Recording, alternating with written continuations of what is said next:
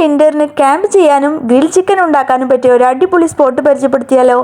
അതിന് മുന്നായിട്ട് നമുക്ക് ഗ്രിൽ ചിക്കൻ്റെ റെസിപ്പി നോക്കാം. ആദ്യം നമുക്ക് മസാല ഉണ്ടാക്കാം. അതിലേക്ക് പച്ചമുളക്, ഇഞ്ചി, വെളുത്തുള്ളി, സബോള, മല്ലിയില, പുതിന, വിനാഗിരിയും മഞ്ഞൾപ്പൊടി, ഗരം മസാല, മുളക് പൊടി, കാശ്മീരി ചില്ലി പൗഡർ, മല്ലിപ്പൊടി, കുരുമുളക് പൊടി, 4 ഉണക്കമുളകും കൂടെ ചേർക്കുക. അതിനുശേഷം കുറച്ച് തൈരും കൂടെ ഇട്ട് കുറച്ച് ഓയിലും കൂടെ ഒഴിച്ച് നന്നായിട്ടൊന്ന് മിക്സ് ചെയ്തിട്ടെടുക്കാം. അപ്പോൾ നമ്മളുടെ മസാല റെഡി ആയിട്ടുണ്ട്. ഇനി നമുക്ക് കഴുകിയെടുത്ത ചിക്കനിൽ ഇങ്ങനെ വരക്കണം കേട്ടോ.